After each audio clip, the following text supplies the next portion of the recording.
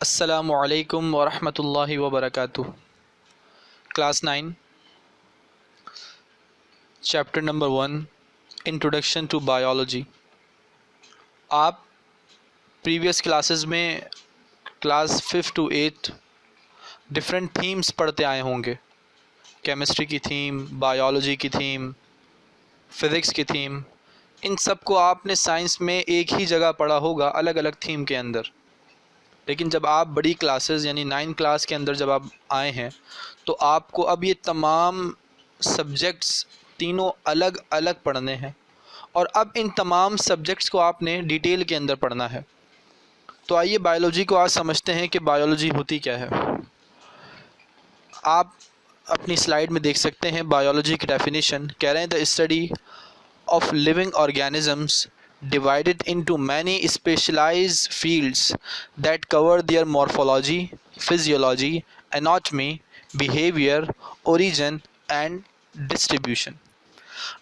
Biology का आप आसान सा मतलब ये समझ सकते हैं कि जब आप लिविंग ऑर्गेनिज़म्स के बारे में पढ़ते हैं तो वो बायोलॉजी कहलाती है। बायो मीन्स होता है लाइफ, जो कि आप नॉर्मली आप बुक के अंदर देख सकते हैं। बायो मीन्स जो कि ग्रीक वर्ड बायोस से निकला है जिसका मतलब लाइव है, और लॉजी जो है वो लोगोस से निकला यानी ग्रीक के लोगोस से निकला जिसका मतलब होता है स्टडी। तो बायोलॉजी मतलब लिविंग थिंग्स के बारे में स्टडी करना बायोलॉजी कहलाता है, या लाइफ के बारे में स्टडी करना बायोलॉजी कहलाता है। अब बायोलॉजी को कह रहे हैं divided into many specialised field. अब इसको और मज़ीद फील्ड्स के अंदर डिवाइड कर दिया गया, जैसा कि मॉर्फोलॉजी है, फिजियोलॉजी है, एनाटॉमी है, बिहेवियर और ओरिजिन है और डिस्ट्रीब्यूशन है। यानी अब इन तमाम बायोलॉजी की फील्ड्स को अलग अलग हिस्सों में डिवाइड कर दिया गया। अच्छा, इसके जो दो मेन हिस्से होते हैं वो ज़ूलॉजी और बॉटनी है। ज़ूलॉजी का मतलब जब आप एनिमल्स के बारे में पढ़ते हैं, जब आप ह्यूमंस के बारे में पढ़ते हैं, बेसिकली ज़ूलॉजी जो स्टडी ऑफ एनिमल्स कहलाता है, तो वो किंगडम एनिमेलिया से, यानी किंगडम एनिमेलिया को जब आप पढ़ते हैं तो किंगडम एनिमेलिया में तमाम छोटे जानदार, इंसेक्ट्स मीन्स या इंसान, तो ये तमाम चीज़ें एनिमल्स के अंदर आ जाती हैं। तो जब आप एनिमल्स के बारे में पढ़ते हैं तो वो ज़ूलॉजी कहलाती है। ऐसे ही बॉटनी स्टडी ऑफ प्लांट्स, यानी जब आप पौधों के बारे में पढ़ते हैं, जब आप दरख्त के बारे में पढ़ते हैं, उन दरख्त के अंदर तमाम सेल्स के बारे में, टिश्यूज़ के बारे में, उसके स्टेम, ट्रंक वगैरह वगैरह, जब आप इन चीज़ों के बारे में पढ़ते हैं तो वो बॉटनी कहलाती है। अब आते हैं ब्रांचेज ऑफ बायोलॉजी पर, जो हमने डेफिनेशन के अंदर पढ़े। मॉर्फोलॉजी, आप अपनी बुक के अंदर देखें, मॉर्फोलॉजी कहते हैं morphology is the branch of biology which deals with the study of external structural characteristics of plants and animal। यानी जो ज़ाहिरी प्लांट और एनिमल्स की चीज़ें दिख रही होती हैं, मिसाल के तौर पर कान, नाक, जो बाहर की चीज़ें हैं, अब चाहे वो प्लांट्स की हो या चाहे वो एनिमल्स की हो, जब आप उसके एक्सटर्नल कैरेक्टरिस्टिक्स के बारे में पढ़ते हैं, जो बज़ाहिर चीज़ें मौजूद सामने दिखाई दे रही हैं, जब आप उन चीज़ों के बारे में पढ़ते हैं तो वो मॉर्फोलॉजी कहलाती है। नेक्स्ट है histology. It deals with the study of tissues of plants and animals under a microscope.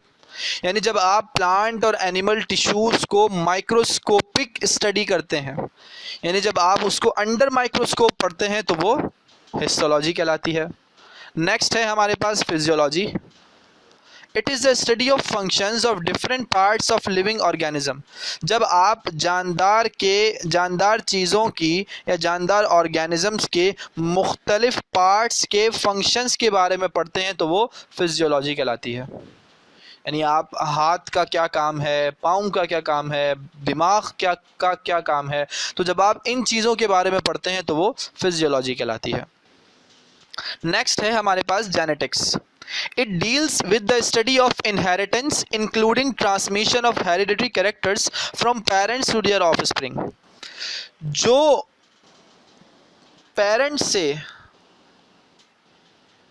पैदा होने वाले जो बच्चे हैं, जो ऑफस्प्रिंग हैं, उनमें जो कैरेक्टरिस्टिक पेरेंट्स से बच्चों में जाती है, मिसाल के तौर पर किसी की कान का छोटा होना, यानी किसी के पेरेंट्स के कान छोटे हैं तो बच्चे के भी कान छोटे हैं, किसी के पेरेंट्स के बाल अच्छे थे तो बच्चे के बाल भी अच्छे हैं, या किसी को कोई ऐसी बीमारी थी जो बच्चों में लग सकती है। तो जब आप इन तमाम चीज़ों के बारे में पढ़ते हैं जो पेरेंट्स से ऑफ स्प्रिंग में कन्वर्ट होती है, या उन तमाम कैरेक्टरिस्टिक्स के बारे में पढ़ते हैं जो पेरेंट्स से ऑफ स्प्रिंग के अंदर जाती हैं, तो वो जेनेटिक्स कहलाती है। नेक्स्ट पे आते हैं biochemistry. Biochemistry, it deals with the chemistry and chemical aspects the living system. जो इंसान के अंदर तमाम केमिकली चीज़ें हो रही हैं, जो जानवर के अंदर, जो एनिमल्स के अंदर जो तमाम इंटरनली केमिकल सिस्टम हो रहा है, या जो प्लांट के अंदर जो केमिकली चीज़ें हो रही हैं, जब आप उनको अच्छे से पढ़ते हैं, जब आप उनको डिटेल में पढ़ते हैं, तो वो बायोकेमिस्ट्री कहलाती है। यानी लिविंग थिंग्स के अंदर केमिस्ट्री के बारे में पढ़ना नॉर्मली बायोकेमिस्ट्री कहलाती है। आई होप ये तमाम ब्रांचेस आपको क्लियर हुई होंगी। अब बात करते हैं मुस्लिम साइंटिस्ट की। अच्छा, मुस्लिम साइंटिस्ट का किरदार बहुत बड़ा है हर फील्ड के अंदर, चाहे वो बायोलॉजी हो, चाहे वो फिज़िक्स हो, चाहे वो केमिस्ट्री हो, चाहे वो मैथमेटिक्स हो, कोई भी चीज़ें हो। मुस्लिम साइंटिस्ट का एक मरकज़ी किरदार रहा है इन तमाम सब्जेक्ट्स को परवान चढ़ाने में। सबसे पहले बात करते हैं आइए जाबिर बिन हयान पर। 722 में वो पैदा हुए और 817 AD में वो इंतकाल कर गए। अच्छा, ये तमाम चीज़ें आपको याद रखना कि वो कब उनका इंतकाल हुआ, कब वो पैदा हुए, ये MCQs के लिए बहुत ज़्यादा ज़रूरी हैं। अच्छा, इनका कंट्रीब्यूशन क्या था, इन्होंने क्या हिस्सा मिलाया अपना बायोलॉजी की डेवलपमेंट के लिए। कह रहे हैं रॉट बुक्स नेम्ड अल नबातात एंड अल हैवान ऑन प्लांट्स एंड एनिमल्स। इन्होंने किताबें लिखी जिनका नाम था अल नबातात जो कि प्लांट्स के लिए थी, और अल हैवान जो कि एनिमल्स के लिए थी। और इन्होंने इन दोनों किताबों में डिटेल से तमाम कैरेक्टरिस्टिक्स और तमाम वो चीज़ें जो एनिमल्स और प्लांट्स में मौजूद होती हैं या उनसे जो चीज़ें बन सकती हैं, उन तमाम को इन्होंने डिटेल में बताया कि इनका बायोलॉजी में क्या क्या किरदार है। तो ये इनका एक कंट्रीब्यूशन था। इब्नुल हैशम 965 में पैदा हुए, 1039 AD में इंतकाल कर गए। रॉट बुक्स लाइक किताबुल मनाजिर एंड मीज़ानुल हिकमा, दो किताबें लिखी इन्होंने। वैसे तो बहुत सारी किताबें लिखी हैं, लेकिन जो दो मरकज़ी किताबें इनकी, जो मेन किताबें हैं जो बायोलॉजी के अंदर बहुत ज़्यादा मुफीद हैं, वो हैं किताबुल मनाजिर और मीज़ानुल हिकमा। He explained the phenomena of vision and corrected the Greek conception about vision. इन्होंने डिटेल के अंदर उस फिनोमिने को बताया जो इंसान देखता है या जो जानवर देखते हैं, जो देखने का जो फिनोमिना है उसको इन्होंने एक्सप्लेन किया। And corrected the Greek conception about vision, और जो विजन का मतलब होता है देखना, जो चीज़ आप देखते हैं, और ग्रीक के कॉन्सेप्ट को इन्होंने ठीक किया। ग्रीक का कॉन्सेप्ट गलत था। फिर जब इब्नुल हैशम ने विज़न के ऊपर यानी देखने के ऊपर कि देखते कैसे हैं और क्या क्या चीज़ें रिक्वायर्ड हैं देखने के लिए, और इंसान जब किसी चीज़ को देखता है तो वो उसकी जो तस्वीर बनती है वो कैसे बनती है, तो इन तमाम चीज़ों को जो डिस्क्राइब किया वो इब्नुल हैशम ने डिस्क्राइब किया।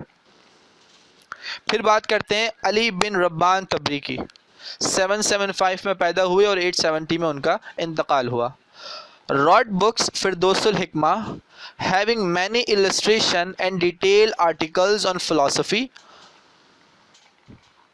Zoology, psychology and astronomy. इन्होंने किताब लिखी फिरदौसुल हिकमा, और इन तमाम के अंदर इन किताबों के अंदर फ़िलासफ़ी, ज़ूलॉजी, साइकोलॉजी और एस्ट्रोनॉमी के बारे में डिटेल से लिखा कि ये क्या क्या चीज़ें होती हैं और इनमें क्या क्या पढ़ना ज़रूरी है और क्या क्या चीज़ें लिविंग थिंग्स के अंदर इन तमाम चीज़ों को लेकर पाई जा सकती हैं। तो हम वैसे तो बहुत सारे मुस्लिम साइंटिस्ट हैं, लेकिन हमने इन तीन को चूज़ किया है। अगर आपको और मज़ीद साइंटिस्ट के बारे में पढ़ना है तो आप अपनी बुक में से स्टडी कर सकते हैं। आई होप ये क्लियर हुए होंगे आपको। अब बात करते हैं ए बायोजेनेसिस और बायोजेनेसिस की। एबायोजेनेसिस का मतलब क्या है? This old belief that living beings can spontaneously develop from the non-living is termed as abiogenesis. कुछ अरसा पहले या कुछ सदियों पहले कह सकते हैं, एक तबका या कुछ लोग इस बात को मानने लगे थे कि नॉन लिविंग थिंग्स से लिविंग थिंग्स को प्रोड्यूस किया जा सकता है, या नॉन लिविंग थिंग्स से लिविंग थिंग्स प्रोड्यूस होती हैं। तो जो ये बिलीफ रखते थे या जो ये प्रोसेस होता था या जो लोग इस बातों को समझते थे, वो एबायोजेनेसिस के कॉन्सेप्ट में आते थे। यानी ये बिलीफ रखना कि नॉन लिविंग थिंग से लिविंग थिंग डेवलप हो सकती है, वो एबायोजेनेसिस कहलाता है। यानी गैर जानदार से किसी जानदार चीज़ का पैदा होना एबायोजेनेसिस कहलाता है। इसकी नेक्स्ट टर्म बायोजेनेसिस, इसके बिल्कुल अपोजिट। यानी और कुछ लोग ऐसे भी थे जो सिर्फ यही मानते थे कि सिर्फ लिविंग थिंग से ही या लिविंग बीइंग से ही लिविंग बीइंग्स पैदा होते हैं, यानी जानदार से ही सिर्फ जानदार को पैदा किया जा सकता है। तो ये दो कॉन्सेप्ट उठे थे। अच्छा, अब इन दो कॉन्सेप्ट्स को लेकर, इन दोनों फिनोमिनास को लेकर कुछ एक्सपेरिमेंट प्रोड्यूस किए गए, कुछ एक्सपेरिमेंट अदा किए गए। उन एक्सपेरिमेंट में आइए सबसे पहले पढ़ते हैं एक्सपेरिमेंट नंबर 3, आपकी बुक के पेज नंबर 18 पर यह मौजूद है। कह रहे some pieces of meat were put in a bottle whose mouth was covered with a gauze। आप अपनी बुक में देख सकते हैं डायग्राम को। कह रहे some pieces of meat, कुछ गोश्त के टुकड़े, were put in a bottle, एक बॉटल के अंदर रखे गए, whose mouth was covered with a gauze, और उस बॉटल के मुंह को गॉज के जरिए से बंद कर दिया गया। Thus air could enter the bottle while flies remained out। इसीलिए जो हवा जो है वो अंदर थी, जो थोड़ी बहुत अंदर थी, और जो मक्खियाँ थीं वो उसके इर्द गिर्द घूमने लगी, जैसे कि आप अपनी डायग्राम में देख सकते हैं। Again no maggots appeared on the piece of meat। और दोबारा वो मैगट्स जाहिर नहीं हुए उस गोश्त के टुकड़े के ऊपर। मैगट्स कहते हैं, यानी मैगट्स से मुराद ये समझें कि फ्लाइज जब पैदा होती हैं तो वो जो जब बहुत छोटी होती हैं तो वो मैगट्स कहलाती हैं। Even after many days in spite of the fact that entry of air was possible। यानी ये बात भी जानी गई थी कि जो हवा है उसका अंदर जाना पॉसिबल है, यानी गॉस के ज़रिए से उसका अंदर जाना पॉसिबल है, लेकिन मक्खियाँ उसके अंदर नहीं जा सकती। अब these experiment provide evidence supporting the idea that only living beings give rise to living beings। अब जब वो गोश्त के टुकड़े में से कोई चीज़ पैदा नहीं हुई, क्योंकि वो जो फ़िश का टुकड़ा जो था, वो फ़िश का जो गोश्त था वो नॉन लिविंग था, तो एबायोजेनेसिस वाले कहते थे कि नॉन लिविंग से भी लिविंग प्रोड्यूस हो सकता है। तो उस बात को प्रूव करने के लिए उस बात के अगेंस्ट जाने के लिए उन्होंने एक्सपेरिमेंट किया। तो एक्सपेरिमेंट में उन्होंने बॉटल के अंदर गोश्त रखा और गोश्त को ऊपर से गॉस के ज़रिए से, यानी एक जाली नुमा चीज़ के ज़रिए से उसको बंद कर दिया। अब बंद करने के बाद हवा तो उसके अंदर से जा सकती है, एयर तो जा सकती थी, लेकिन फ्लाइज उसके बाहर मौजूद थे। लेकिन कुछ दिन रखने के बाद ये देखा गया कि कोई मैगट्स अपीयर्ड नहीं हुए, यानी कोई ऑल लिविंग बीइंग्स प्रोड्यूस वहाँ पर नहीं हुआ। तो ये बात कि लिविंग बीइंग से ही लिविंग बीइंग प्रोड्यूस हो सकता है, इस एक्सपेरिमेंट ने उस बात को प्रूव किया। और एबायोजेनेसिस वाज रॉन्ग, कि नॉन लिविंग से लिविंग प्रोड्यूस होना ये बात गलत थी। फिर एक साइंटिस्ट थे निधाम, जिनका नाम था, निधाम ने एक्सपेरिमेंट किया 1748 के अंदर। ये एक्सपेरिमेंट आपको याद रखना बहुत ज़्यादा ज़रूरी है। अब उन्होंने जो एक्सपेरिमेंट किया वो कह रहे हैं, आप अपनी स्लाइड में देख सकते हैं। An English scientist Needham boiled meat in water. उन्होंने क्या किया, गोश्त को पानी के अंदर उबाला। poured this gravy in bottles and closed their mouth with cork।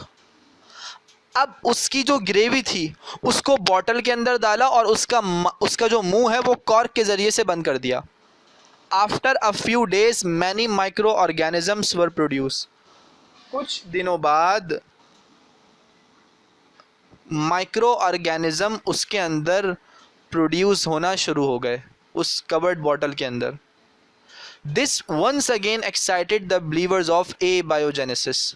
और फिर दोबारा वो लोग जो ए बायोजेनेसिस पर बिलीव रखते थे वो एक्साइटेड हुए, वो खुश हुए कि life from non life can be develop, यानी नॉन लिविंग बींग्स से भी लिविंग बींग्स को प्रोड्यूस किया जा सकता है या वो होती हैं।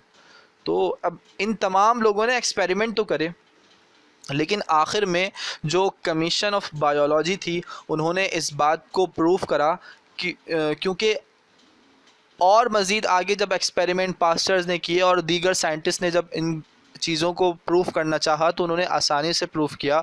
और यानी कमीशन ऑफ बायोलॉजी ने इस बात को प्रूफ किया, इस बात को ऑथेंटिक कर दिया कि लाइफ अगर प्रोड्यूस होगी तो वो लिविंग बीइंग से ही प्रोड्यूस होगी, नॉन लिविंग से नहीं होगी। तो आई होप ये तमाम चीज़ें आपको क्लियर हुई होंगी। अगर कोई सवाल हो तो आप हमसे कमेंट बॉक्स में पूछ सकते हैं। अपना ख़याल रखें और जो असाइनमेंट आपको मिले उसको भी आपने मुकम्मल करना है।